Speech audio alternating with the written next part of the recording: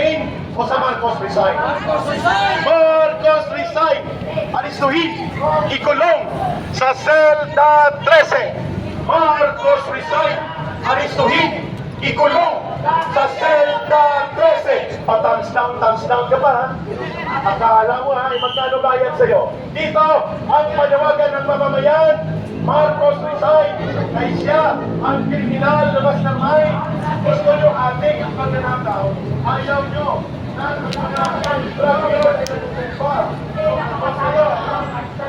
dito tayo. Tatay Ben, sabayan mo ko. Ayo, makaupo lang si Inday Sara. Request kami ng doble ang tukhang. Utangin na niyo. Marcos, sumuko ka na.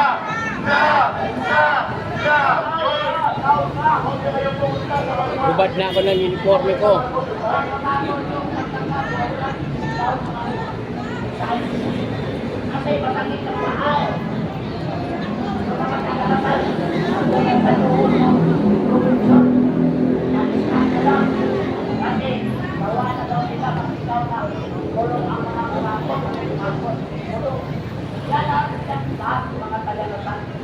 May napapatuloy nilang panawagan nila.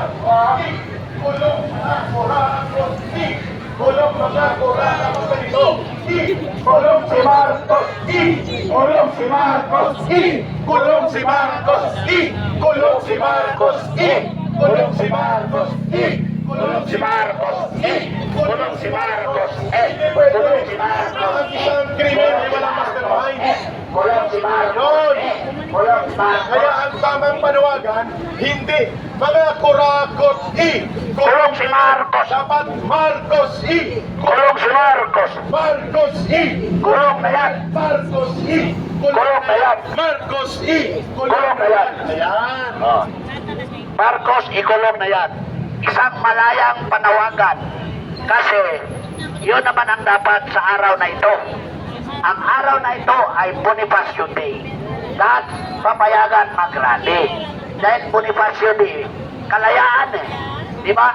We are celebrating, we are peacefully celebrating di kalayaan ng mga Pilipino laban sa mga kansila. So, bigyan tayo ang kalayaan sumigaw. Yun ang kinamamatay ni Juan. Tatay Ben, kung si Bonifacio ay lumaban para lumaya sa mga kolonyalistang Espanyol ang Pilipinas, ngayon ay lumalaban tayo para lumaya sa kriminal, adik at mandarambong Tama. ng gobyerno. Ha? Siya ang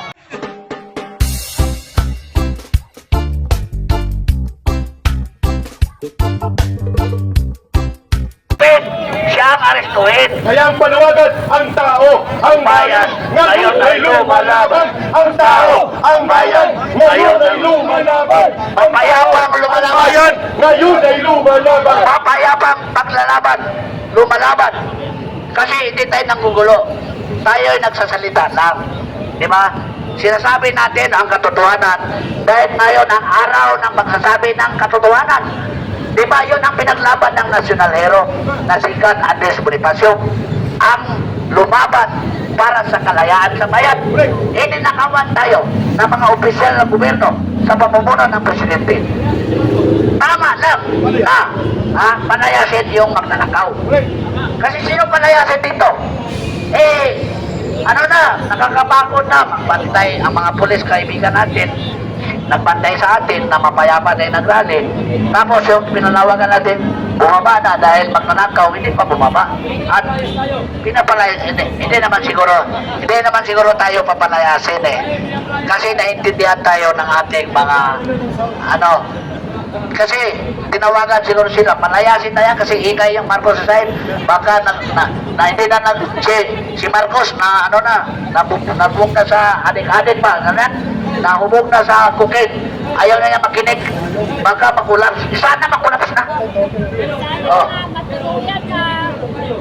Okay lang yung picture kasi certificate of appearance yun eh. Okay lang yun. Certificate of appearance na talagang nagtatrabaho sila. Certificate of appearance para sa presidente. Hindi ko naniwala doon. Peace and order sila. Pinipicturean lang sila. Ay, hindi tayo ulihin nila. Hindi tayo ulihin dahil mabait ang mga picture pulis. sa mga nagsasalita Mabait yun. ay Mabait sila. kung yun documentation ng mga intel. Normal na lang yun. Pero ang sunod niyan, kaso na inciting to sedition. At sige lang. Kasi wala namang sedisyon dito. Injection. Injection. Yun, injection sa Malacanang. Oo, sa Malacanang. Yan, may injection doon. Walang sedisyon dito. Alam nila yan, walang sedisyon. Kasi ang sedisyon is armed struggle yun eh. Ang sedisyon, yung si PPNPA. Kasi sila ang armed struggle. At niluloko nila ang Pilipinas, kinukuna nila ng pera ang gobyerno para sa kanilang minimite na pag-agaw sa gobyerno. Actually, Tatay Ben, mga kapatid, ang mga pulis, gusto rin nila niya mag-rally. Kaso lang, nasa serbisyo sila. Ang mga pamilya nila, apektado din yan. Tama! 80% o 90% ng mga pulis, ang pamilya nila nanggaling sa magsasaka, magbubukid, Totoo! mga manggagawang bukid, mga maralitang lungsod. Kasi kung sila ay may pera, hindi sila nagpulis. Mga kawawang mahihirap na mamayan ang pamilya ng mga pulis. Mga pamilya sila, may pamilya sila. Pamilya nila nanggaling yan sa mahihirap na pamilya. Kaso lang yung pamilya niya, sabi ni Claire, kasa na yung 500 sa kuha ninyo. Sa Noche Buena. Ang 500, bumili ka ng dalawang garapon ng Wala. kaong, Oh. saka dalawang kondensada, may salad na.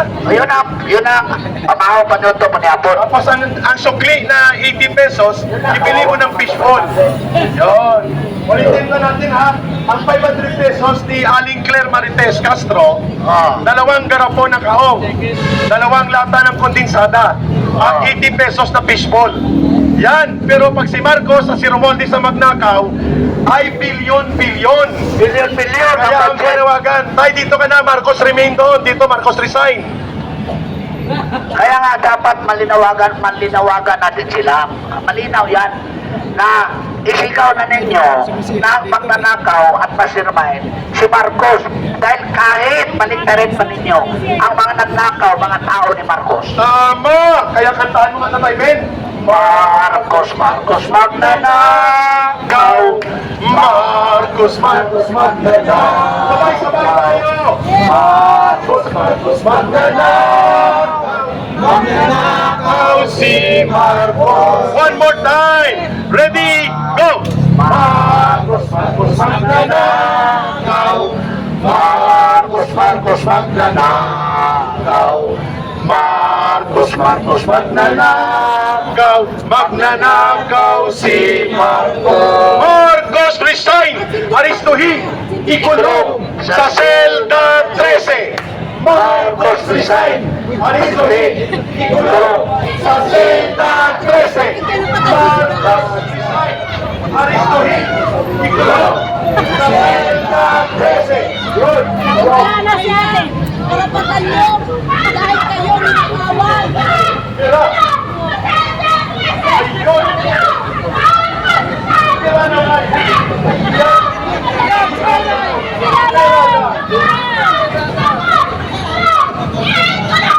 Yan! Marcos! Ikulong na yan! Marcos! Ikulong na yan! Marcos! Ikulong na yan! Marcos! Ikulong na yan! Marcos! Ayun! Birada nanay! Yan ang mga birada ng ordinaryong mamamayang Pilipino. Yan, Luis Baras, Luis Baras!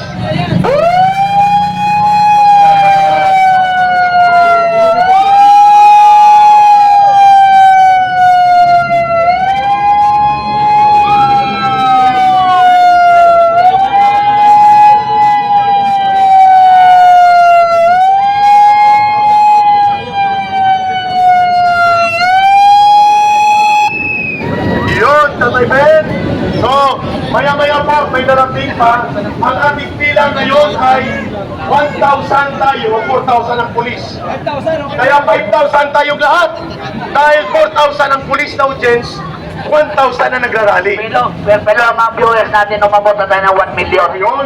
1 million ang mga viewers. Okay lang yan, Kasi 1,000 tayo. doon naman sa walang salita, dito nagsasalita ng katotohanan. So, sabi nung pumunta dito, nadala ng maliit lang daw sila sa Maynila, pero sa mga probinsya, marami sila. Ayun! Diba? Yun ang mga salita nila eh.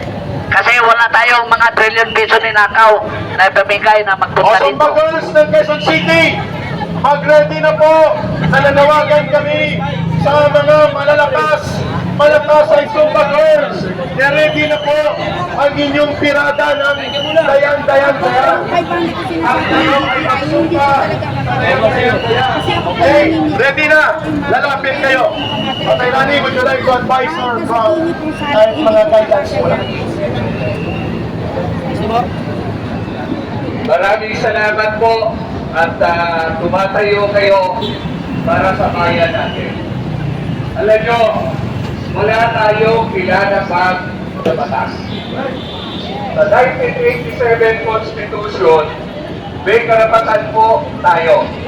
O, nandyan po yan sa Bill of Rights, yung karapatan ng mga tao na maghayag ng kanilang disgusto, damdamin sa mga nakaupo sa gobyerno. Ang gobyerno po binubuo ng tao at sila maglilingkod sa tao. Andyan po yan. Matatag yung ating 1987 Constitution. Ito po Constitution na to, ito po ay ginawa after EDSA 1. Personal, naghahati-hati ang bayan natin. Guys, thank you very much sa inyo lahat. Tandaan niyo po, kukunti man tayo ngayon, pero buong puso natin ipagmalaki na tayo ay Pilipino. Agree! Tama! Pilipino na lumalaban, Pilipino na ating minana kay Andres Bonifacio. May tangal at may tapang, may paninindigan at may pagmamahal sa bayan. Marami hong nakikinig, marami pong nagmamadyan, naghihintay kung ano ang mangyayari. Ngayon pa lang po, isang distrito pa lang, hirap na ang bayan dahil nilanakaw ng mga politikong ating pinagkatiwalaan. Agree! At sino po ba ang namamahala sa bansa natin? Tayo po ay democratic country. Demokrasya ang humihiran sa atin. Demokrasya na binigyan ng karapatan, binigyan natin ng karapatan ang mga naglilingkod sa atin ngayon. Yung power nila ay nag-inilate sa tao.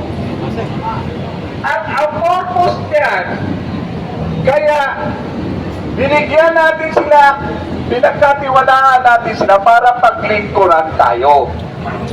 Ngayon, tanong ko, naglingkod pa sila sa atin? Sino ba ang umunlad? Ang bayan ba natin ang umunlad? Kayong mga kapulisan, tatanungin ko po kayo. Hirap na hirap din po kayong magpatuition sa mga anak niyo. Inaaway din po kayo ng mga asawa niyo dahil kulang ang perang sweldo ninyo. Kaya po sana hindi masama sumunod sa legal na utos. Pero pag alam naman po ninyo na illegal na yung utos, gamitin niyo naman po sana ang puso at isip ninyo at alalahanin niyo yung pamilya niyo. Yung po ay pakiusap ng isang Pilipino. Pakiusap ng isang tao na naglagay sa inyo. Kung wala po ang nangungurakot, wala po tayo ngayon dito. Simple lang naman eh. Patunayan niya kung malinis siya, magpa-drug test lang siya. Ako po, Magpa-drug test ka na! sasabihin ko po ngayon sa inyo sa harapan nyo, pag nagpa-drug test, si Bongbong Marcos at Tagdegakit, titigil na po ako sa rally po ito. Pero natailan after 1 week, ang kanyang pagnanakaw, sabihin pa yan. Kasi kung nasa matinong pag-iisip siya, hindi po mangyayari ang kurakot dito, kurakot doon. Tama, agree. At hindi rin po mapapabayaan ang ating bansa. Ang presidente ang siyang may pinakapangyarihan sa lahat ng pinagkatiwalaan ng tao. At nakalagay din po sa Bill of Rights natin sa ating konstitusyon, pag mayroong aggression, opresyon, pagloloko sa taong bayan o sa gobyerno, karapatan po natin na tayo po ay tumayo, lumabas, magsalita at ihayag ang mga dismaya at anomalya sa ating gobyerno.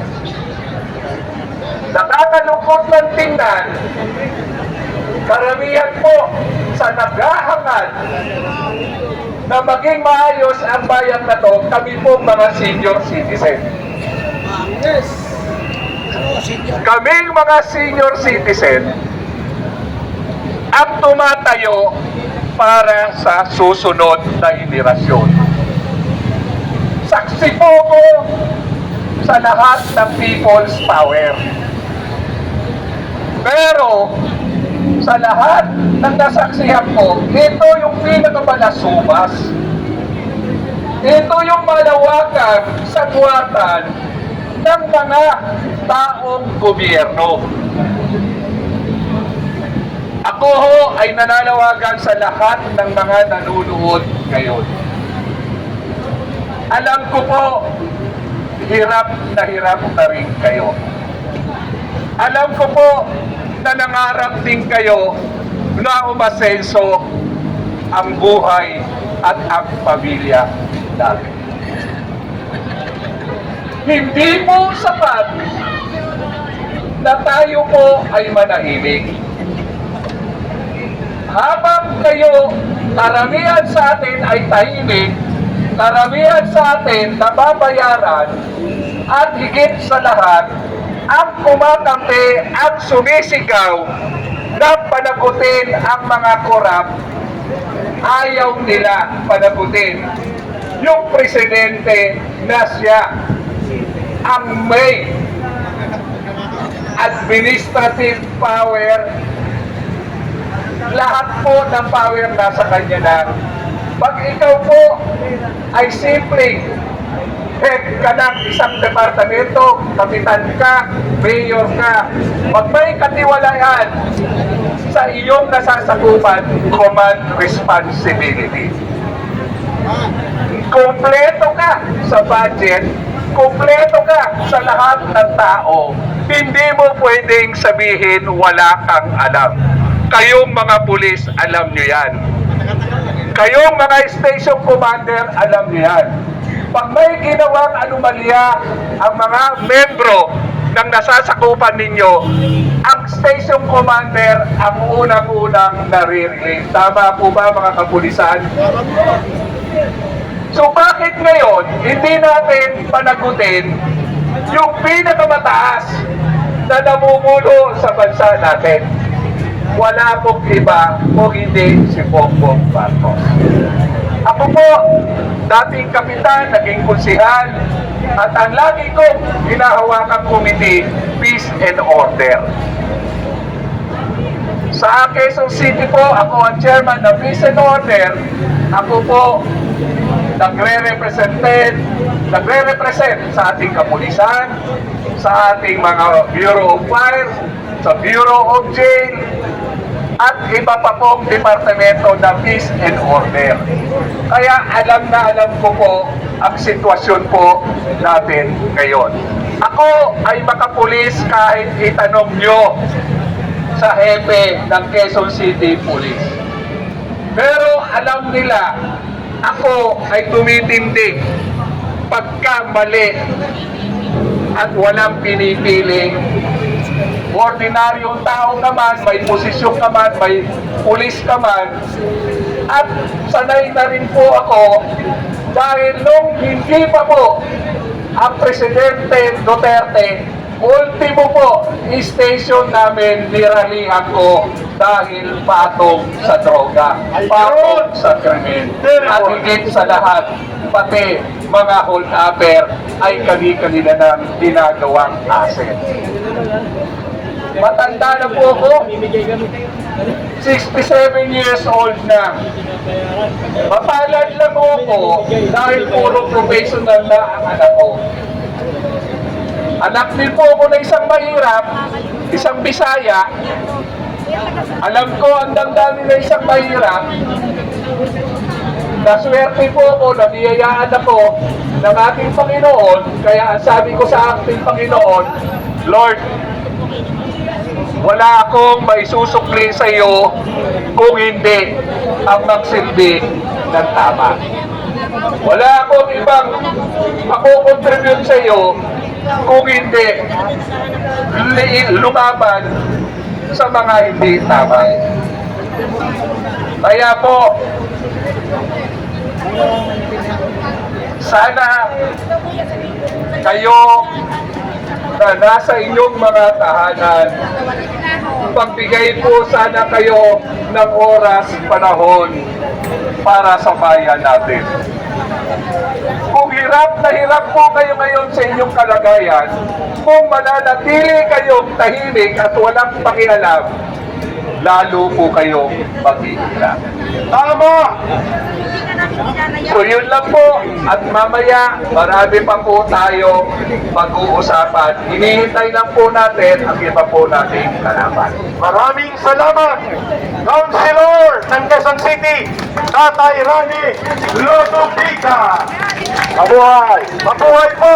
Tatay Ben, sabayan mo ko ang panawagan ng bayan. Marcos Rizal, Aristotle, ikulong sa Selda 13. Marcos Rizal, Aristotle, ikulong sa Selda 13. Yun. Mga kababayan, may magsasalita po. Bago ang lahat, no? Buong araw tayo dito. Uuwi tayo 5 a.m. bukas.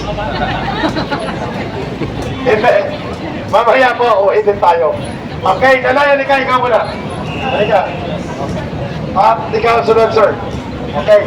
Isang nanay po ang magsasalita at ipapahayag niya ang saloobin niya kung bakit ang tamang panawagan Marcos Rizal. Tubong Maguindanao, taga Cotabato. Ako po ay isa sa mga convener ng Maisog at ngayon ay part po ng Save the Philippines Coalition. Bago po ibigay o explain sa inyo ng maikli kung ano yung Save the Philippines Coalition, nais ko po lamang malaman kung mayroon po bang mga Maguindanaon dito. Marami! Pakilakas lang po, mayroon po bang mga Maguindanaon dito? Meron po bang mga Maranao? Mga Tausug? Dito, mga Sama at iba pang mga Bangsamoro. Tayo po sa farm ay hindi nakakalimot sa tulong ni Presidente Rodrigo Roa Duterte. Dahil po sa kanya, nagkaroon tayo ng klarong Bangsamoro Autonomous Region in Muslim Mindanao. Isa po ako sa gumawa ng batas na yan na ipinasa natin sa Kongreso at si President Duterte po ang pumirma ng batas na yan. Ngunit nung natapos na, nandyan na ang BARM, nandyan na ang block grant, nandyan na ang tulong ng gobyerno sa atin. Yung lahat na nakinabang sa tulong ng gobyerno ay nakalimutan na nila si President Duterte. Nung kinidnap si Duterte at dinala sa The Hague, wala pong narinig na galing sa BARM na kinondem yung ginawa nila. Wala pong leader sa BARM na nagsasabi ng Marcos resign at sila po ay hinahayaan ang katiwalian at lahat ng mga masasamang ginagawa ng ating gobyerno. Kaya po kami sa Maisog, kasama ang iba't ibang grupo, noong January 28, 2024, nagsimula po itong movement na ito. Walang iba kundi si President Duterte at si Congressman si Umab ang nag-expose ang corruption sa Congress, ang nag-expose sa bicameral insertions, ang nag-expose sa lahat ng katiwalaan ng gobyernong Bongbong Marcos Jr. Marami po tayong rallying ginawa sa Davao, sa Cebu, sa Dumaguete, sa Tacloban, dito sa Liwasan ng Bonifacio, at sa iba pang mga lugar. Ngunit, kung nalaman na ng mga maraming grupo na tama po yung ating advokasya, tama po yung ating in-expose, ngayon, sila mismo ang nandyan nagrarally. Sila mismo ang nagsasabi na Marcos resign. Pero tayo po sa Save the Coalition, Save the Philippines Coalition, ay nagkakaisa tayo. Iisa po yung ating advocacy. Iisa po ang ating pinaglalaban. Marcos resign and follow the law of succession ng 1987 Philippine Constitution. Yun po ang klarong ang ating pinaninindigan. Yun po ang klarong programa nating gusto iparating sa lahat ng mga mamayang Pilipino. Wala nang ibang solusyon dito. Wala nang ibang paraan para maihamon natin ang kapwa nating Pilipino. Sobra-sobra na po ang ginagawa nila. Ang latest na ginawa nila sa atin, sinasabi nila sa mga kapatid nating Kristiyano, ang 500 pesos po ay pwede ng pang-Noche Buena. Tama po ba yun? Yes! Hindi ba po ba parang sampal yun sa atin? Sulto! Tayo mga Muslim, nirerespeto natin ang Christmas. Pero bakit ganun po? Kung sila ang kumuha ng pera ng gobyerno, bilyon-bilyon ang kinukuha nila. Pero pag ang Pilipino, magse-celebrate kasama ang pamilya nila sa Noche Buena, ang ibibigay nila 500 pesos. Tama po ba yun? Anong klaseng logic, anong klaseng pag-iisip po yun ang meron ng gobyerno natin? So ngayon, nagsama-sama tayo. Alam po ninyo, may nagsabi sa akin, bakit watak-watak tayo? Meron sa EDSA, meron dito sa Liwasan. Alam po ninyo, para po itong David versus Goliath. Kilala po ba ninyo si David? Yes! Noon sa Biblia, sa Quran, tayo po, wala tayong bilyones. Hindi natin kayang bilhin ang mga congressman. Hindi natin kayang bilhin ang sino man. Pero ang ating kakampi, alam po ba ninyo kung sino? Wala tayong ibang kakampi kundi ang Allah subhanahu wa ta'ala. Ang Diyos po ang ating kakampi. So ngayon, kung hindi po natin makaya ang paalisin siya ngayon, hindi po nagtatapos ang laban. Marami po itong mga panawagan ng ating gagawin. Isa-isahin natin ang mga Pilipino. Isa-isahin natin ang mga Pilipinong sumasakay sa MRT, sa LRT, na walang pakialam, parang wala na silang nararamdaman. Apathetic na sila, wala na silang nakikita ang pag-asa ng ating bayan. Yung mga kapatid natin nandyan sa mall, lahat sila parang nawawalan na sila ng gana. Ang iniisip nila, wala ng pag-asa ang Pilipinas. Pero hindi po. Alam natin na darating ang panahon na yung 100 million Filipinos, ang isa lang ang isisigaw. At ang isisigaw po nila, Marcos resign and Marcos, you are fired. Wala na ang mandato sa'yo. Maraming salamat po. Maraming salamat, Attorney. At lahat ng sasama sa Mindiola, kumain po muna tayo at lahat ng sasama, marami po kayong placards, pwede po kayong kumuha dito.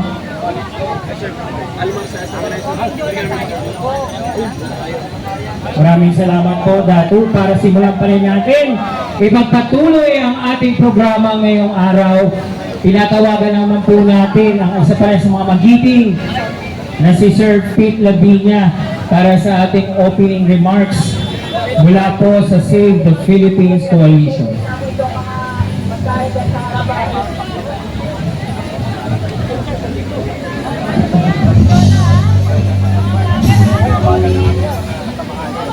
Maraming salamat. Kasamang Daniel. Hindi ako mag-opening remarks. Bahak closing remarks. Mga kababayan, sa ngalan ng mga pamunuan ng Save the Philippines Coalition, isang pagpupugay, happy birthday kay Doc Andres Bonifacio.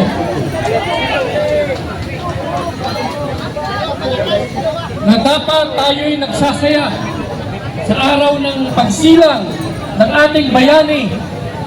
Tayo ay napakalungkot, naghihinagpis.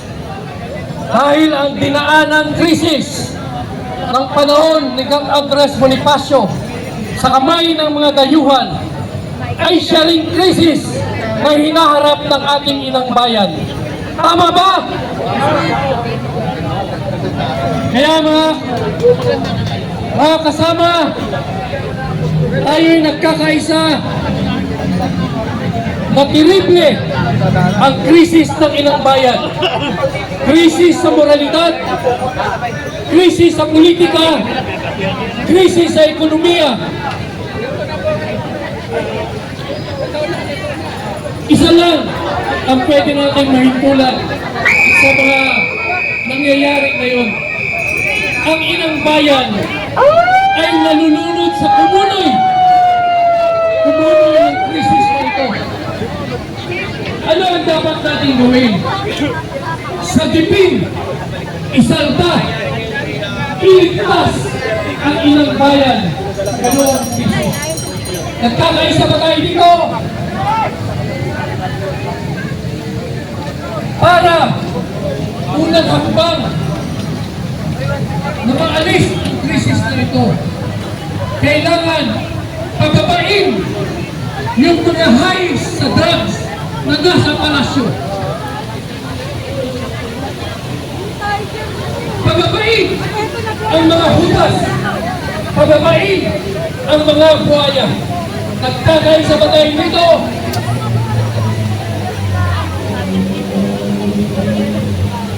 Ang hahalili, walang iba, kundi ang Vice Presidente, Vice President Inday Sara, the sole, the only replacement in a constitutional succession. Dapat ibasura lahat ng mga formula na inilalatag nila. Caretaker government, military civilian junta, transition council, at iba-iba pa. Lahat yan ay wala sa ating batayang batas ng ating konstitusyon. Lahat yan ay illegal. Tayo lang ang nagsusulong ng constitutional succession. Kaya tayo narito ngayong hapon. Kung tayo nagkakaisa dyan, dapat magkaisa rin tayo sa panguli. Kailangan tulungan natin ang darating na bagong Pangulo, BP Inday Sara, para maituwid ang krisis na ito. Maipatuloy natin ang mga nagmasahan ni Tatay Digong. Maituloy ang mga pagbabago na sana marami ng Pilipino ang nagbenepisyo. Mga kasama, kung buhay Leader lang po ang pupunta. Para hindi ko magkagulo. wala siyang isisigaw kung hindi, Marcos, you are fired! Marcos, you are fired!